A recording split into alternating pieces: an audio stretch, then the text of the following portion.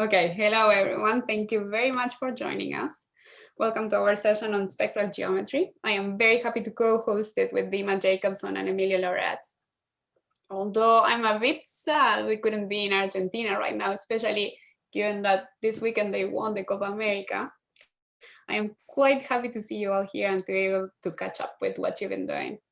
To that point, do not forget to check out the posters and short talks for our session in the forum. We strongly encourage you to post any comments and questions that you find relevant. The posters and talks are really good, so do try to check them out.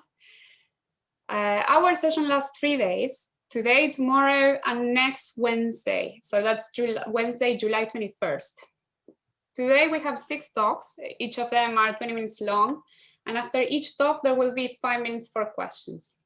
So now I'm just gonna go straight to the point and I'm gonna introduce our first speaker. That's Iosif Polterovich. I have the greatest pleasure to introduce him. His talk is gonna be on the Stackless spectrum, the boundary Laplacian, and Hormander's rediscovered manuscript. Okay, Iosif, you have the floor. Thank you, Shaiza, and thank you very much to all the organizers for inviting me to speak at the spectral geometry session.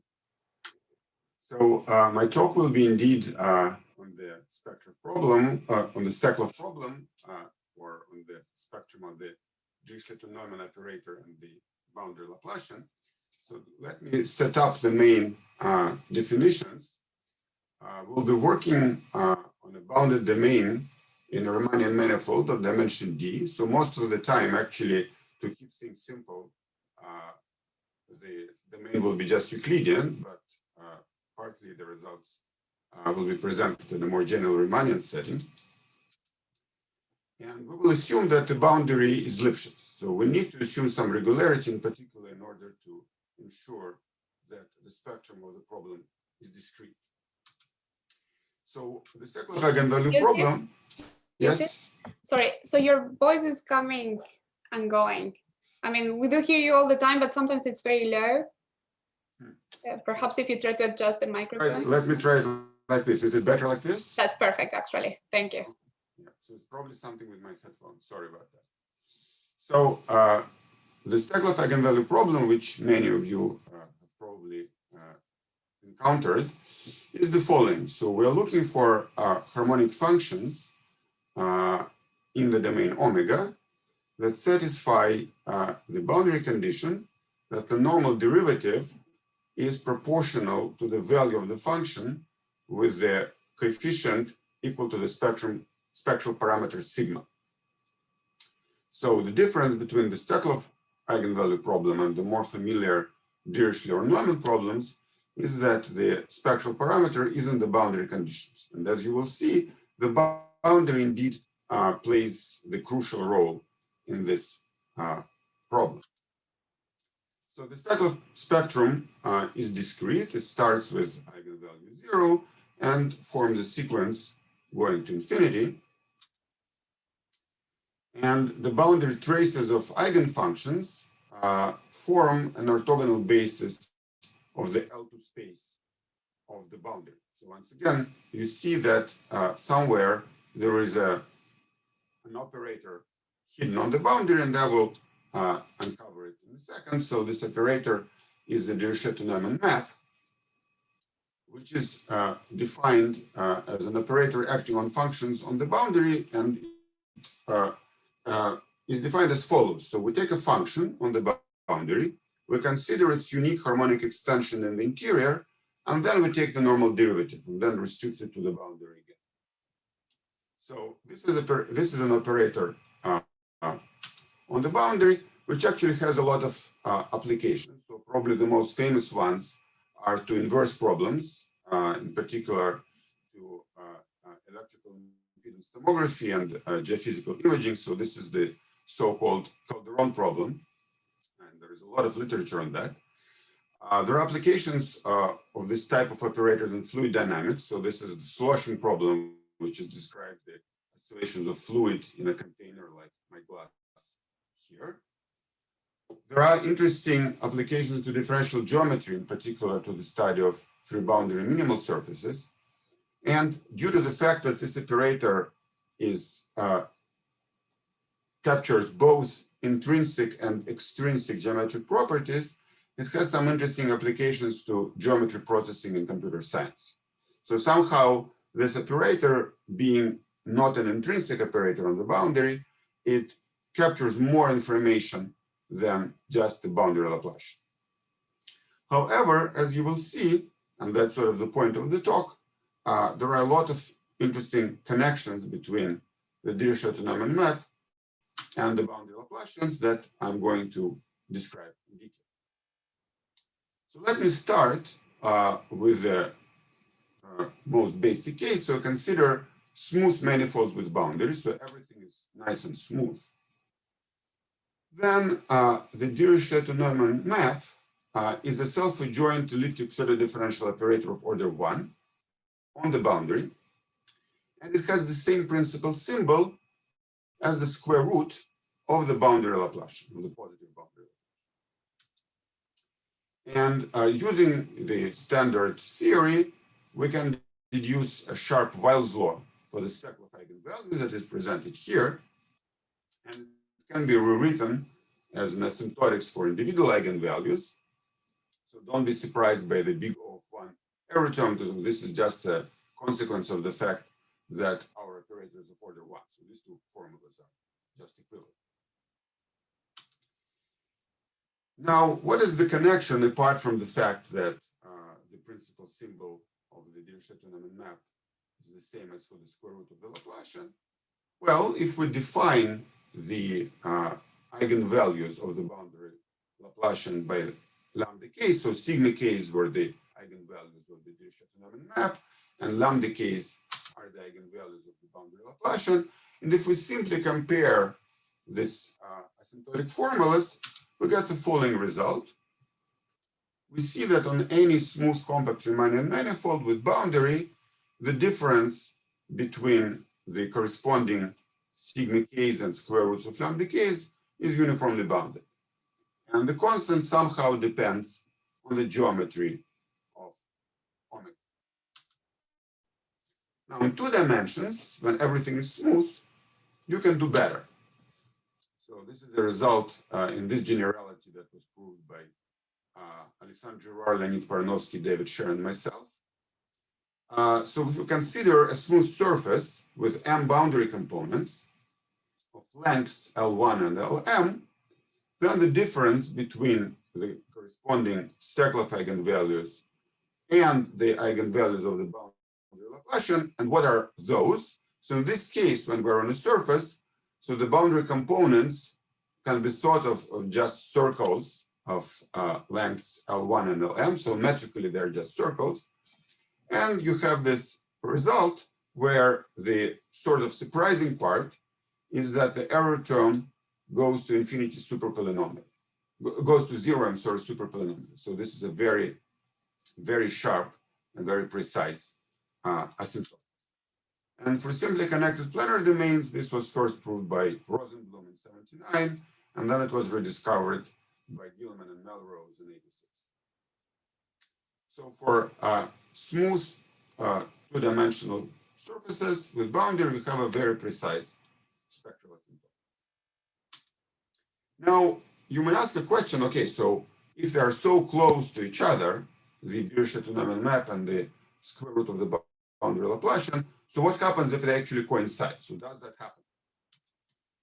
And here is an example where it does happen. So if we look at a disk of radius 1, then you can write down explicitly the Stackless spectrum, and you can write down explicitly the eigenfunctions, and you see that eigenfunctions restricted to the boundary. So if you take R equal to 1, so you get precisely the waves, so you get precisely the eigenfunctions of the Laplacian on the circle, and the eigenvalues are precisely the square roots of the eigenvalues of the Laplacian on the circle.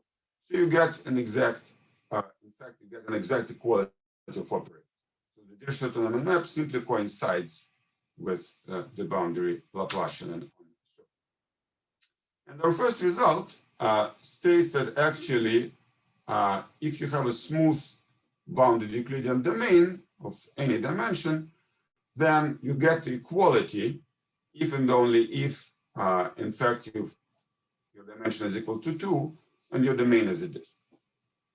And moreover, you have the following result that holds in dimension greater or equal than 3, that if your boundary is connected, and if your operator commutes with the boundary Laplacian, so you have a relaxed condition, then still you can deduce that your domain is a ball. And the proof of this result is not that hard, so it's essentially a combination of the analysis of the subprinciple symbol of the Dirichlet map and some rather elementary differential geometry. However, it does show that the operators, even though they're close, they're not that close or not that similar in general. Now, what are the questions that we would like to address in this talk? So there are two main topics that I would like to touch upon. So the first is there a way to characterize the difference between the boundary Laplacian and the Dirichlet map in geometric terms? And that, as I will mention later on, there has been quite a lot of literature on this question recently that I'm going to discuss. So note that the pseudo-differential techniques that I have described, they are very powerful for some purposes. However, if you really would like to understand the geometric dependence, so what is the dependency on the curvatures and other quantities, then pseudo-differential techniques are not the best one. And the second question, can one extend the above results to non-smooth setting? So what happens if your boundary is non-smooth? Once again, in the non-smooth setting, pseudo-differential techniques do not work very well. So, sort of the starting point of this work is the following paper that has been written by Lars Hermander back in the 50s. And I learned about this paper from my advisor, Yikar Kanai, who actually had it in his drawer. And when I started working on the Stackless problem, so he gave it to me. And the interesting part is that this paper has never been published.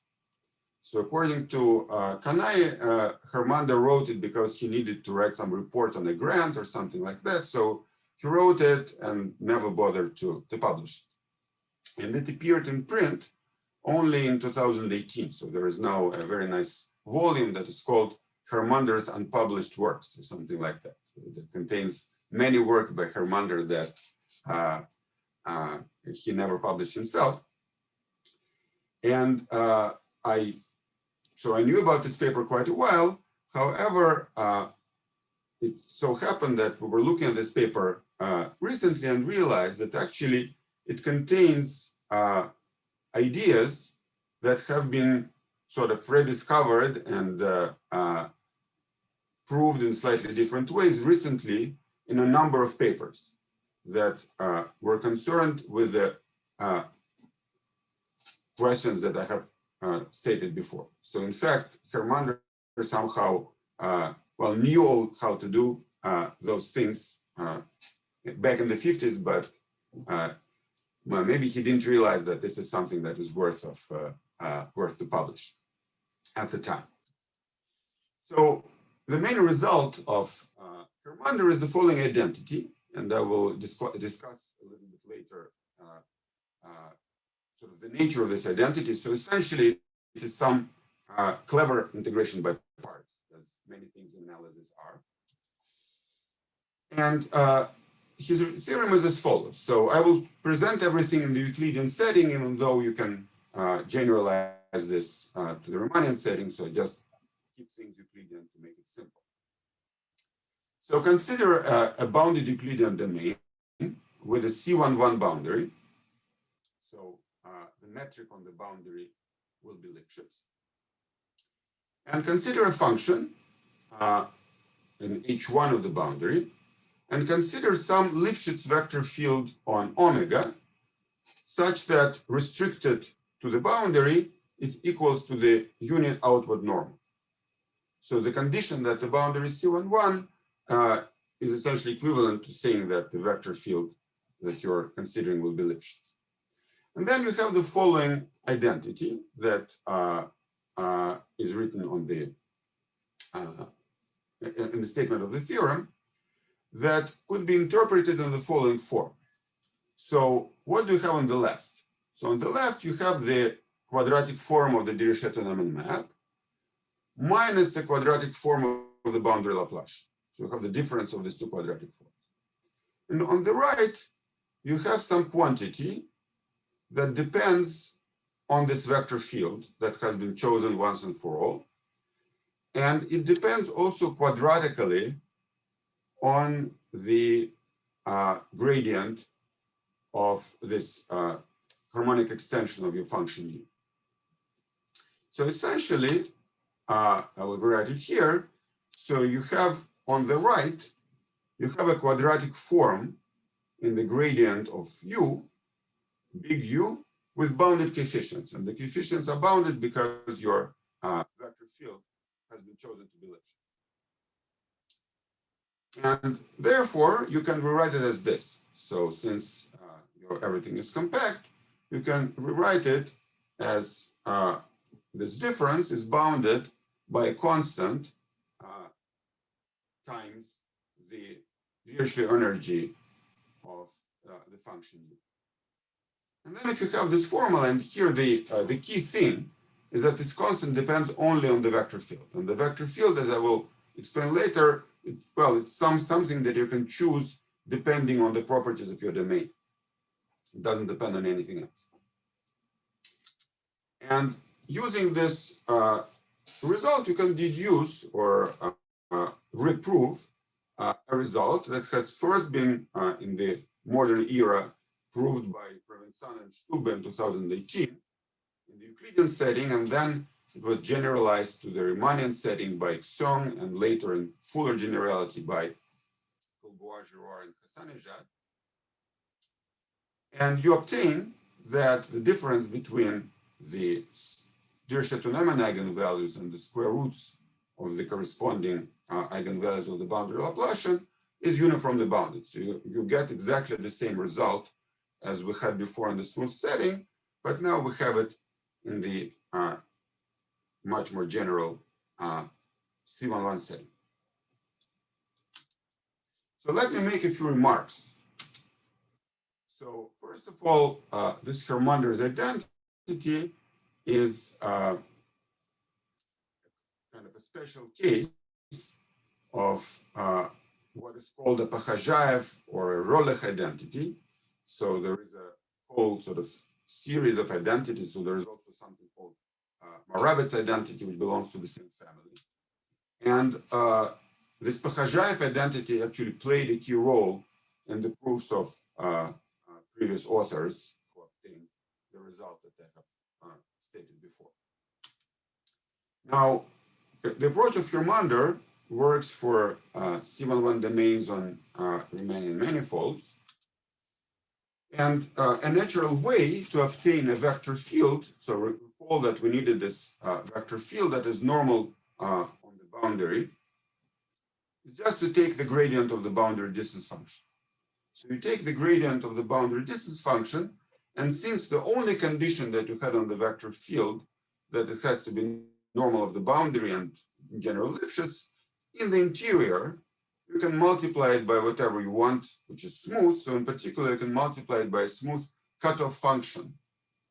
And therefore, you can push all the dependence on the constant C into an arbitrary small neighborhood of the boundary, which actually makes perfect sense because you're sort of not surprised that the Dirichlet map kind of is really captures what happens on the boundary and is not very sensitive to what happens in the interior.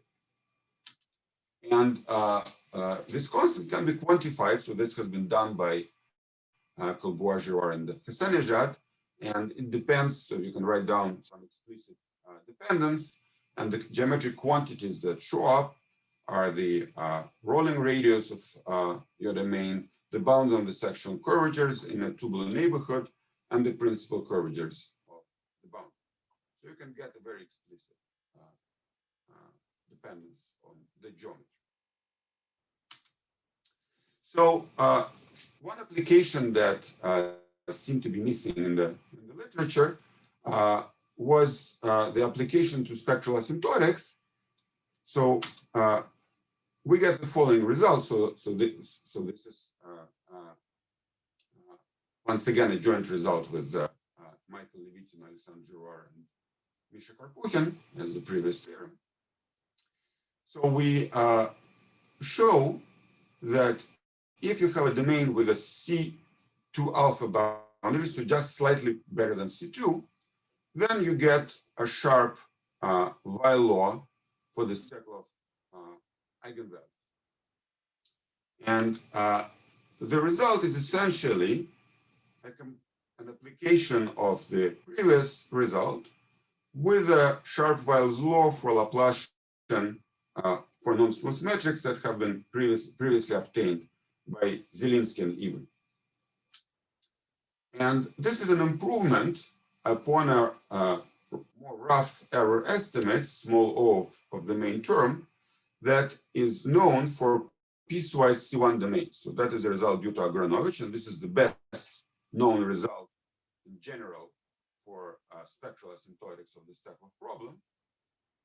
However, in the piecewise C1 case, the error term is not as good as in the case that we have studied. Now, in the planar case, you can do slightly better.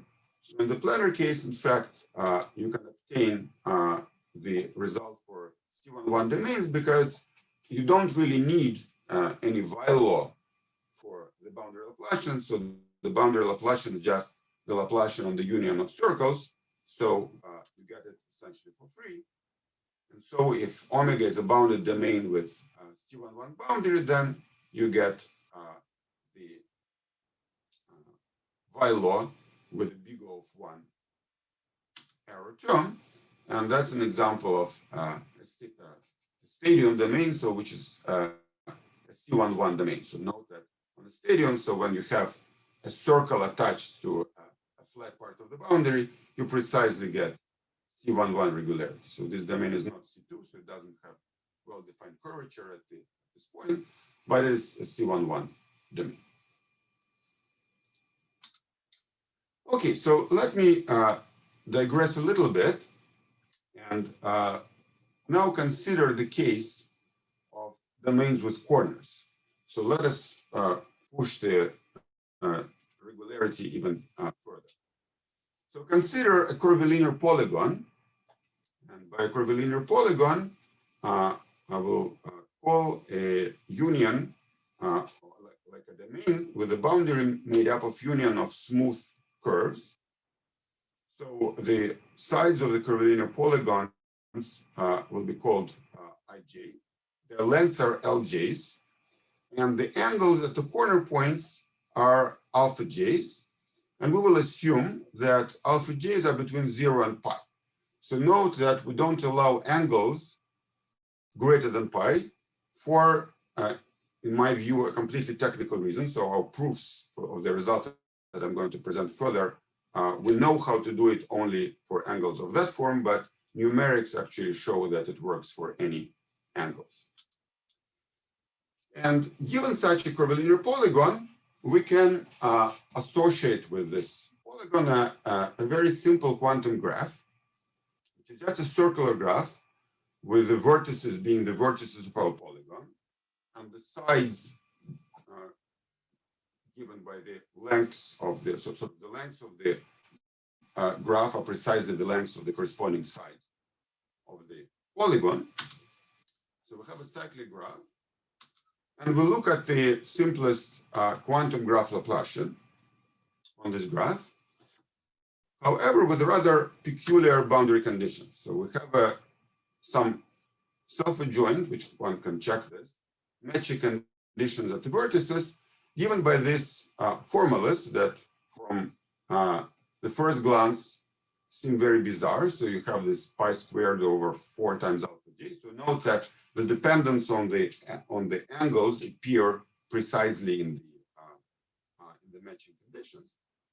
So I don't have time to explain where this comes from. So actually, it comes from some classical problem in hydrodynamics that is related to this question that helped us to come up with this boundary conditions.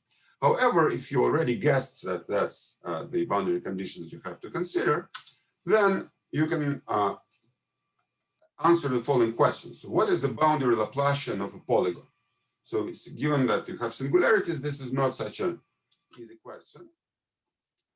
And from the viewpoint of the Dirichlet map, this quantum graph Laplacian that I have described is actually quite a good candidate. So because you can show, and that's a result that we have proved with Michael Levitsin, Leonid Parnovsky, and David Sharp, that the difference between the Stackless eigenvalues and the square roots of the eigenvalues of this quantum graph Laplacian is actually very small. It goes to 0 as k goes to infinity. And somehow this quantum graph Laplacian is a good candidate for the boundary Laplacian of the polygon. So let me conclude with a few open questions and further directions. So first of all, the results that I have described in the beginning, the application of the Hermander's technique, they work well for a Helmholtz equation. You can compare the Dirichlet map for the Helmholtz equation and the boundary Laplacian, and you get some interesting effects for domains with corners in this case. So this is a result with Girard, Karpukhin, and Levitsin.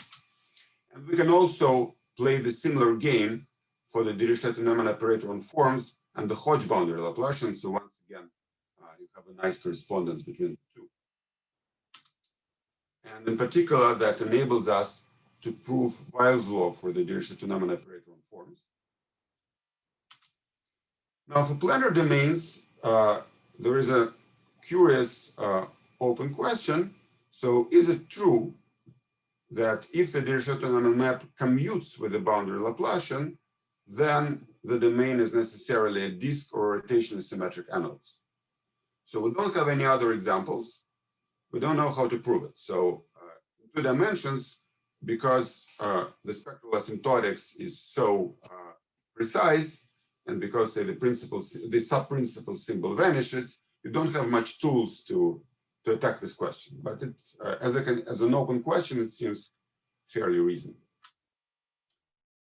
Now, what is a good definition of the boundary Laplacian for domains with edges in higher dimensions? So I presented you some theory for curvilinear polygons. In higher dimensions, this is an interesting question. And finally, there is an old question that goes back to Agronovich. Prove Weil's law with any remainder on Lipschitz domains.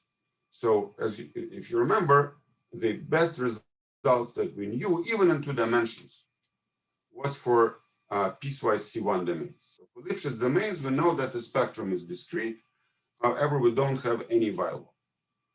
And that's, I think, an interesting question to think about.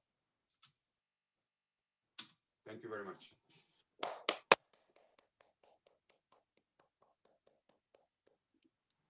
Thank you, Iosif. Thank you so much. Thank you very, very much. So it's 11:32. So what I'm going to do is, in the interest of time, I'm going to ask everyone to ask your questions to Iosif in the long break.